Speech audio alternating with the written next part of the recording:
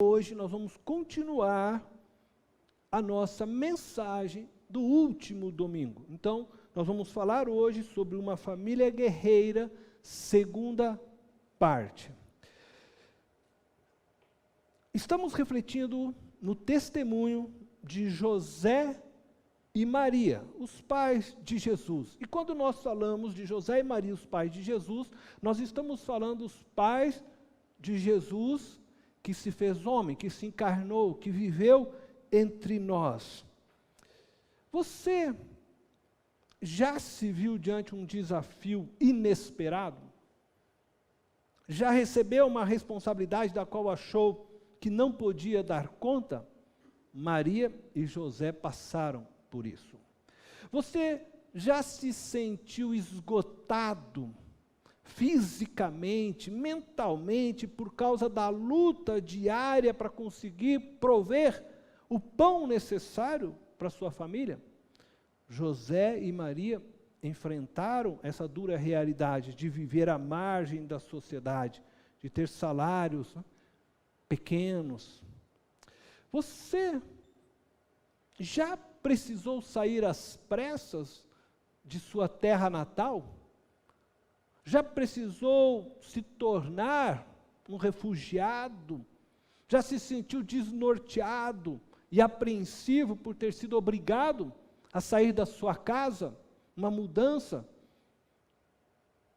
José e Maria se sentiram assim, quando precisaram ir a Belém e depois, quando tiveram que fugir para o Egito. Você já sentiu a intensa dor de se despedir de alguém que faz parte da sua história? Já sentiu esse vazio da ausência de alguém importante para você? Maria perdeu José, seu esposo, e depois ficou aos pés da cruz, vendo seu filho Jesus morrer. Por isso tudo é que estou chamando essa família de uma família guerreira. E em meio a tantas dificuldades, eles nunca perderam a fé e a esperança. No último domingo, aprendemos 4 lições com essa família guerreira. Eu quero apenas relembrar o que aprendemos. A primeira lição: o justo busca preservar a reputação do outro. A segunda lição: servo é aquele que se dispõe a pagar o preço para que a vontade de Deus se estabeleça em sua vida. A terceira lição: se o inusitado te apanhar e seus planos forem frustrados, descanse em Deus e aceite o que lhe for dado neste momento como provisão de Deus. A quarta lição: em meio às adversidades que você possa viver, fique sempre atento, pois Deus tem prazer em surpreender seus filhos com afagos, com agrados. Veremos hoje 2 novas lições, através do testemunho de José e Maria. Então, eu vou iniciar como a 5ª lição. E a 5ª lição é: pobreza não é ausência da bênção de Deus. Pobreza não é ausência da bênção de Deus. E é muito importante afirmar isso, porque em nossos dias, muitos têm pregado, ensinado, que as riquezas são sinais da bênção de Deus. Aqueles que afirmam que riquezas é um sinal da bênção de Deus, está afirmando automaticamente que a pobreza é um sinal da ausência da bênção de Deus. Simples assim. Se a riqueza é sinal da bênção, então a pobreza automaticamente é colocada como um sinal da ausência da bênção de Deus. Isso não é verdade, isso não tem fundamento bíblico. A pobreza não é ausência da bênção de Deus, assim como as adversidades não são sinais da ausência da bênção de Deus. Embora José e Maria fossem abençoados por Deus, escolhidos para a grande missão de cuidarem de Jesus, o Emanuel, o Deus conosco, o Deus que se fez carne, a Bíblia mostra que José e Maria eram pobres. E podemos afirmar essa realidade pela oferta que eles levaram ao templo quando foram consagrar Jesus, o seu primogênito. E eu quero ler com vocês, então, o texto onde mostra esta oferta sendo oferecida em Lucas, capítulo 2, verso 22 ao verso 24. Diz assim: completando-se o tempo da purificação deles, de acordo com a lei de Moisés, José e Maria o levaram a Jerusalém para apresentá-lo ao Senhor. Como está escrito na lei do Senhor, todo primogênito do sexo masculino será consagrado ao Senhor. E para oferecer um sacrifício, de acordo com o que a lei diz, 2 rolinhas ou 2 pombinhos. Este sacrifício, 2 rolinhas ou 2 pombinhos, só eram permitidos àqueles que não tinham condições de oferecer um cordeirinho, conforme você pode ler depois em sua casa, no livro de Levíticos, capítulo 5, versículo 7. Por isso, nós podemos afirmar que José e Maria eram pobres, por causa da oferta que estavam apresentando a Deus. A pobreza não demonstra ausência da bênção de Deus, e nem da falta do amor de Deus. Mas denuncia o mal existente em cada um de nós, seres humanos. A pobreza, ela denuncia nossa incapacidade de dividirmos os recursos que temos com os nossos semelhantes. O pão nosso é retido nas mãos de uma minoria. A pobreza denuncia a concupiscência dos nossos olhos. O desejo pela ostentação e pelos prazeres deste mundo produz homens e mulheres corruptos. A corrupção produz morte. A cada ato de corrupção em nosso país, uma escola é destruída. Um posto de saúde é fechado. Uma família perde a oportunidade de ter uma casa. Um aposentado é roubado em seus direitos. A cada ato de corrupção que acontece em nosso país, que acontece nos meios, dos nossos governos, a morte vai se instalando de alguma forma e fazendo vítimas. A pobreza que nós vivemos em nosso país escancara a soberba da vida e o egoísmo existente em nós, seres humanos. Uma minoria andando de carrão, se vestindo bem, comendo bem, enquanto milhões de brasileiros vivem na pobreza, ou abaixo da linha da pobreza. E não me leve a mal no que eu vou dizer, mas dizer que você não tem culpa pela pobreza das demais pessoas, não retira de você a responsabilidade de mudar esse quadro. Eu e você somos responsáveis, sim, por todos os nossos irmãos, tanto da fé como os nossos irmãos da pátria. Somos responsáveis. Nós não podemos fazer como Caim, que quando Deus lhe chama a atenção, ele diz a Deus: porventura sou eu responsável por meu irmão?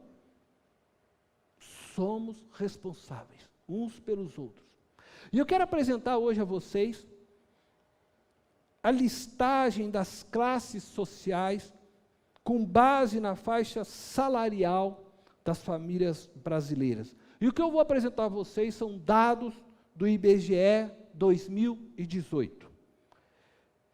A classe A e B, conforme vocês estão vendo na tela, composta por famílias com renda domiciliar per capita superior a R$ 8.159,37. A classe A, ela é formada por aqueles que recebem mais de 15 salários mínimos. A classe B, ela é formada por aqueles que recebem de 5 a 15 salários mínimos. E aí nós temos que a classe A mais a classe B correspondem a 14,4% da população brasileira, o que dá aí, então aproximadamente 30 milhões de pessoas. Mas eu quero mostrar para vocês uma coisa interessante. Preste atenção. 1% da população brasileira, que está ali na classe A, ganha o que 50% da população brasileira inteira ganha. Vou dizer de novo, é assustador isso. Não sei se você consegue imaginar. 1% dos mais ricos do Brasil tem nas mãos em dinheiro e riqueza o que 50% de toda a população brasileira consegue ter. 5%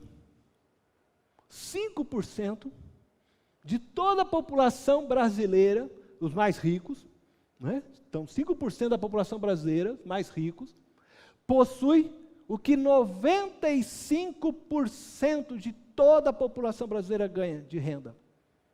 Você consegue perceber a distância, a diferença? A classe C, ela é composta por famílias com renda domiciliar per capita de 1.892,65 até, então, 8.159,37. A classe C, ela é formada por aqueles que recebem, então, de 3 a 5 salários mínimos. Talvez aqui muitos de nós estejamos nessa classe. Ela corresponde a 55,3% da população brasileira. Isso equivale aí a 115 milhões de pessoas aproximadamente. A classe D e E é composta por famílias, preste atenção agora nisso, com renda domiciliar per capita até R$ 1.892,65. A classe D, então, é formada por aqueles que recebem de 1 a 3 salários mínimos. A classe E, ela está dividida em E1 e E2. E1 é formada por aqueles que recebem até 1 salário mínimo. Pessoas que vivem com o valor de 1 salário mínimo. A classe E2, ela é formada por aqueles que recebem abaixo de um salário mínimo. E quando você junta a classe D e mais E, você tem então um número de 30,3% da população brasileira, o equivalente a aproximadamente 62 milhões de pessoas. 62 milhões de pessoas que estão ganhando até, no máximo, um salário mínimo. Enquanto 1% retém toda a renda per capita da metade da população, nós estamos falando de 62 milhões de pessoas que ganham um salário mínimo ou menos. Então, para mostrar para vocês um pouco melhor essa realidade, veja só, 25% desses 62, então dá 52 milhões de brasileiros, vivem com até R$387. 25%, nós estamos falando então de 52 milhões de brasileiros vivem com R$387 por mês. Eu não consigo imaginar como essas pessoas vivem.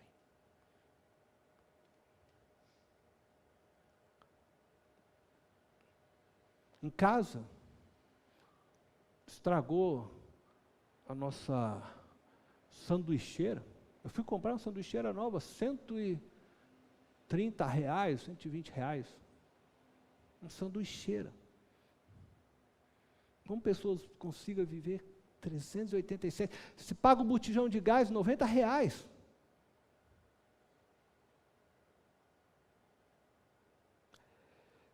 Mas, só para que vocês tenham, 12%. Nós estamos falando de 25%. Viver com 387. Agora, desse quadro todo, 12%, 27 milhões de brasileiros vivem com apenas R$246. A desigualdade de nosso país é cruel e insustentável. Ela denuncia o quanto estamos dominados pelo sistema maligno que opera neste mundo. Nós, cristãos, não podemos aceitar isso como algo normal. Nós somos chamados por Deus para tornar o seu amor manifesto, concreto aos olhos de todos. Nós não podemos viver dominados pelo mundo. Nós não podemos viver de forma a achar e aceitar que isso é normal. Pelo contrário, nós cristãos precisamos viver desprendidos do mundo. João, em sua primeira carta, no capítulo 2, versículo 15, 16, ele diz: não amem o mundo, nem o que nele há. Se alguém amar o mundo, o amor do Pai não está nele. Pois tudo que há no mundo, a cobiça da carne, a cobiça dos olhos e a ostentação dos bens, não provém do Pai, mas do mundo. E como é que nós cristãos ficamos ensinando as pessoas a desejar e desejar e desejar, e só querer, querer, querer, e querer ter cada vez mais, e querer possuir cada vez mais? A cobiça da carne, a cobiça dos olhos, a ostentação dos bens, não provém do Pai, mas do mundo. O amor ao mundo, o desejo pelos prazeres que este mundo nos oferece, a busca pelos materiais, pelas riquezas deste mundo, nos tornam prisioneiros deste sistema maligno que governa o mundo e nos tornam insensíveis às necessidades de nossos semelhantes. Uma vez que vivemos então correndo para alcançarmos e suprirmos os nossos próprios desejos, que são constantemente renovados a cada lançamento de uma nova tecnologia, de um novo empreendimento imobiliário, de uma nova oportunidade de viajar, ou de uma nova oportunidade para fazermos um upgrade em alguma área de nossa vida. Enquanto corremos atrás destes lançamentos e oportunidades, milhões de pessoas vivem abaixo da linha da pobreza, esquecidas pela sociedade e pelos políticos de nosso país. Nós, cristãos, somos o povo a quem Deus chamou para tornar manifesto e real o seu amor. Nós somos o povo a quem tem o dever de fazer com que Deus se torne concreto e palpável no mundo. E é por isso que João escreveu, em sua primeira carta também, no capítulo 3, versículo 17 e 18, se alguém tiver recursos materiais e vendo o seu irmão em necessidade, não se compadecer dele, como pode permanecer nele o amor de Deus? Filhinhos, não amemos de palavras, nem de boca, mas em ação e em verdade. Preste atenção no que eu vou dizer. A Bíblia não condena o consumo consciente e sóbrio. O consumo do que é necessário. Ela também não condena alguém simplesmente por ser rico, por estar lá na classe A, por ter uma boa remuneração. A Bíblia condena o consumo inconsciente e desmedido, conforme o próprio Senhor Jesus nos ensina, quando Ele diz que um homem que havia plantado e colhido muito, que já havia abastecido seus celeiros, depois de estar cheio os seus celeiros, mas ainda tinha muito em abundância, pensou e disse consigo mesmo: o que eu vou fazer? Vou fazer novos celeiros maiores, para que eu continue abastecendo e se enriquecendo a si mesmo. E Jesus disse: louco, esta noite pedirão a tua alma. A Bíblia condena o acúmulo de riquezas. Ela condena a falta de generosidade e de amor para com os mais pobres. Ela condena a concentração de renda que vemos em nosso país. Maria e José eram pobres, mas eram agraciados por Deus. Nós, eu estou me incluindo, nós, ricos, eu e você que recebemos acima de 3 salários mínimos, que estamos na classe C, B, alguns, não podemos ignorar o alerta de Jesus. O alerta de Jesus é muito sério. Lucas capítulo 18, versículo 25. Olha o que Jesus fala. De fato, é mais fácil passar um camelo pelo fundo de uma agulha do que um rico entrar no reino de Deus. Quem busca riquezas está buscando uma posição muito perigosa de se estar. A riqueza é um perigo para aqueles que a têm e para aqueles que a desejam, pois ela corrompe o coração do ser humano.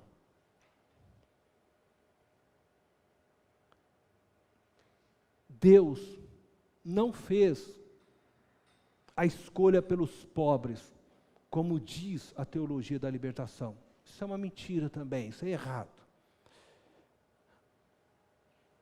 Mas é inegável que os pobres tendem a escolher mais facilmente a Deus do que os ricos.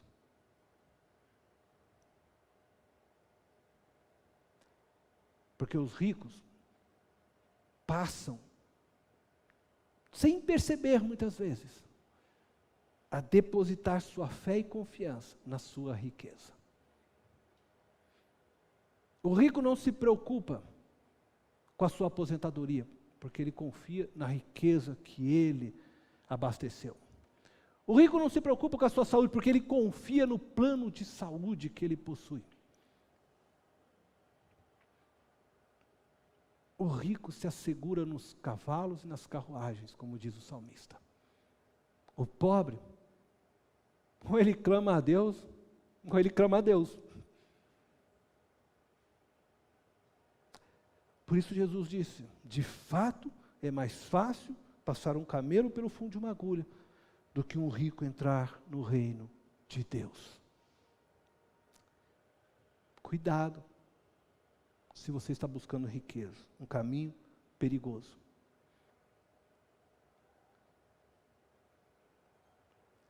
Segunda lição que eu gostaria de trabalhar hoje. A sexta lição de José e Maria, né? A submissão nos faz andar na vontade de Deus. A submissão nos faz andar na vontade de Deus. Todos nós cristãos temos o desejo de nos movermos na história em conformidade com a vontade de Deus. Muitos de nós sempre oramos, né, para estarmos no centro, né, do mover de Deus. A gente quer estar debaixo da mão de Deus, conforme Deus vai mexendo a história, a gente quer estar ali, Deus vai mexendo, a gente quer estar junto. Eu quero dizer para você que a submissão, ela nos faz andar em conformidade com a vontade de Deus. Entretanto, nós vivemos em um período da história em que a submissão ela é vista de forma negativa. Uma pessoa submissa é vista em nossos dias como alguém fraca, que se deixa ser subjugada. Valorizamos mais a rebeldia em nossos dias do que a submissão. Mas o que é submissão na Bíblia? Quando a Bíblia fala de submissão, ela está falando de respeito à autoridade, de uma obediência a uma autoridade estabelecida por Deus ou pela sociedade, o qual o apóstolo Paulo chega a descrever e entender que também está sendo colocada por Deus. Ele diz, toda autoridade vem de Deus. Todos os textos bíblicos que falam de submissão apontam para uma autoridade. Eu quero ver, então, com vocês esses textos. Começando por Romanos, capítulo 13, versículo 1 e o 2. Diz assim, todos devem sujeitar-se às autoridades governamentais, pois não há autoridade que não venha de Deus. As autoridades que existem foram por ele estabelecidas. Portanto, aquele que se rebela contra a autoridade está se colocando contra o que Deus instituiu. E aquele que assim procedem trazem condenação sobre si mesmos. O texto de Romanos aponta para as autoridades governamentais. Ele está falando dos presidentes, dos senadores, prefeitos, vereadores, por aí. Todos devem respeito e obediência àqueles que estão investidos desta autoridade. Outro texto diz assim, Efésios capítulo 5, verso 22 e 23. Um texto que a gente sabe que nos dias de hoje, muito contestado pelos movimentos feministas. Diz assim, mulheres, sujeitem-se a seus maridos, como ao Senhor, pois o marido é o cabeça da mulher, como também Cristo é o cabeça da igreja, que é o seu corpo, do qual ele é o Salvador. Estes versos do texto de Efésios sinalizam a autoridade do homem dentro do lar. Não está falando de autoridade fora do lar, dentro do lar. A mulher, a esposa, deve respeito e obediência ao seu marido. Eu coloquei A palavra sujeito, né? Sujeitar-se, submissão, no grego, só para que vocês possam verificar, eu não vou entrar em detalhes, mas vocês vão ver que é sempre a mesma palavra, é a mesma raiz do grego. Tá? Efésios 6:1 diz assim: filhos, obedeçam a seus pais no Senhor, pois isso é justo. O apóstolo Paulo agora aponta para a autoridade dos pais sobre os filhos. Então, sempre que está falando de submissão, de sujeição, de obediência, ele está apontando uma autoridade. Efésios 6:5. Escravos, servos, obedeçam a seus senhores terrenos com respeito e temor, com sinceridade de coração como a Cristo. Paulo trata agora da sujeição do servo, do escravo ao seu senhor. Traduzindo para nós hoje, Paulo estaria dizendo algo assim: empregados, funcionários, obedeçam aos vossos chefes, aos vossos patrões, com sinceridade de coração, como a Cristo. Outro texto está em Hebreus 13:17. Obedeçam aos seus líderes e submetam-se à autoridade deles. Eles cuidam de vocês como quem deve prestar contas. Obedeçam-lhes, para que o trabalho deles seja uma alegria e não um peso, pois isso não seria proveitoso para vocês. O autor da carta, que é aos Hebreus, está apontando agora para a autoridade dos pastores. Ele está escrevendo para os cristãos, judeus, serem obedientes aos seus pastores. E é claro que este princípio serve para nós ainda hoje. Também nós devemos ser respeitosos e obedientes aos nossos pastores. Todos os princípios que aqui estão, de submissão, de obediência, servem para os nossos dias. O que eu quero chamar a atenção é que nós vamos perceber que a Bíblia trata de submissão e ela nos aponta para uma autoridade que deve ser respeitada e obedecida. E aqui está o segredo: enquanto obedecemos às autoridades colocadas sobre nós por Deus, Deus, vai nos conduzindo ao centro de sua vontade. O que não significa vivermos sem adversidades, sofrimentos, viver a boa, agradável e perfeita vontade de Deus, como diz o apóstolo Paulo, não significa ausência de sofrimento. Pergunta para Paulo. Dá uma olhadinha no que ele escreveu. Significa viver o privilégio de ser instrumento de Deus para o cumprimento de seus propósitos. José e Maria, ao obedecerem o decreto do imperador César Augusto, eles poderiam dizer: não, eu sou judeu, eu não vou dar atenção ao que o imperador está falando, o imperador de Roma. Não, quando eles se submetem e obedecem o decreto do imperador, sem perceberem, acabaram cumprindo a palavra profética de que o Salvador nasceria na cidade de Belém, conforme predito pelo profeta Miqueias, capítulo 5, verso 2. E eu acredito que é sem perceber. Eles obedeceram, foram, e a criança acabou nascendo na cidade de Belém, e a palavra se cumpriu. Eu não penso que José e Maria falaram assim: vamos obedecer, porque está escrito lá em Miqueias que ele tem que nascer lá em Belém, nós vamos lá para Belém, então, e tudo. Senão eles teriam até se planejado melhor, né, para essa viagem. Então, acho que eles foram pegos também de surpresa. A submissão de José e Maria à autoridade governamental fez com que a vontade de Deus se cumprisse na vida deles e na vida de Jesus, que haveria de nascer. José também foi submisso a Deus quando alertado em sonho que deveria ir para o Egito e lá ficar, porque Herodes queria tirar a vida do bebê Jesus. Aí ele foi. Maria, sua esposa, foi submissa a José, porque José levanta e diz: olha, Deus falou comigo em sonho, ele disse que temos que ir para o Egito. Maria, sem hesitar, confiou no seu marido, submissa, obedece, vamos embora.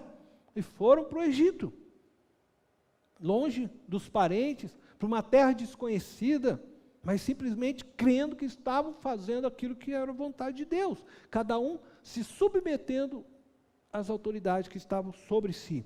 E da mesma forma, foram submissos, né? Quando o anjo novamente visitou José, dizendo para que ele retornasse para sua casa, pois Herodes havia morrido. O perigo acabou. Maria, mais uma vez, confiou no seu marido. Essa obediência fez com que a palavra profética de Oséias, capítulo 11, versículo 1, se cumprisse, onde está escrito: do Egito chamei meu filho. Percebe? Na medida que eles estão obedecendo às autoridades sobre eles, o cumprimento da vontade de Deus está acontecendo. O que dizer de Jesus? Toda a sua vida é vivida na sujeição à vontade do Pai, na sujeição do cumprimento da lei de Moisés, na sujeição das autoridades governamentais. Sujeitou-se a Pilatos. Toda a sujeição de Jesus o levou para a cruz, cumprindo assim a vontade do Pai. E sua sujeição tornou possível a sua morte na cruz sem pecado. A obediência de Jesus Cristo nos trouxe salvação. Eu acredito que seja relevante eu fazer aqui uma consideração. Jesus foi submisso à lei de Moisés, não às interpretações dos homens, mas à lei, conforme o coração de Deus. Se Jesus tivesse seguido a lei de Moisés, conforme os estudiosos, da Torá desejavam, os religiosos daquela época, nas suas sinagogas, certamente ele teria pecado. E esse é o grande erro que nós cometemos hoje. Nós cometemos esse erro hoje. Somos prisioneiros das interpretações bíblicas dos homens, prisioneiros das tradições teológicas e prisioneiros de leis e estatutos que nos matam. Fé não é seguir tradições e cumprir ritos. Fé é ousar acreditar no Deus que é livre e que morreu para que fôssemos verdadeiramente livres com Ele. Onde o Espírito de Deus está, a liberdade. Nossa submissão começa por Deus, e somente se iniciando em Deus, podemos cumprir e viver a vontade de Deus para nós, como Jesus viveu, como José e Maria, essa família guerreira, viveram. E eu peço mais uma vez, preste atenção, somente quem é verdadeiramente livre consegue viver a submissão bíblica, porque ela é sedimentada no amor, e não nas letras frias de qualquer livro, de qualquer lei, ou de qualquer segmento religioso. O amor torna todos nós submissos uns aos outros, e nos faz andar no centro da vontade de Deus, o amor. E quando somente o amor reinar entre nós, nós seremos cristãos como Jesus sonhou, e como Jesus foi, porque é o amor que move o coração de Deus. Deus é amor. Eu convido você a fechar teus olhos. Amado Pai eterno, nós queremos te agradecer, porque sabemos que o Senhor tem nos ensinado, nos guiado, e nós oramos para que teu Espírito se mova sobre nós, para que nós vivamos os teus sonhos, os teus projetos, para que a nossa vida ela esteja pautada no amor tão somente, Deus. que nós possamos ser livres de tudo, para podermos viver submissos e devedores apenas no amor, conforme diz a tua palavra. Porque o amor nos sujeita uns aos outros. O amor faz com que eu, pastor, esteja sujeito à igreja. O amor faz com que o marido, o homem, esteja sujeito à sua esposa.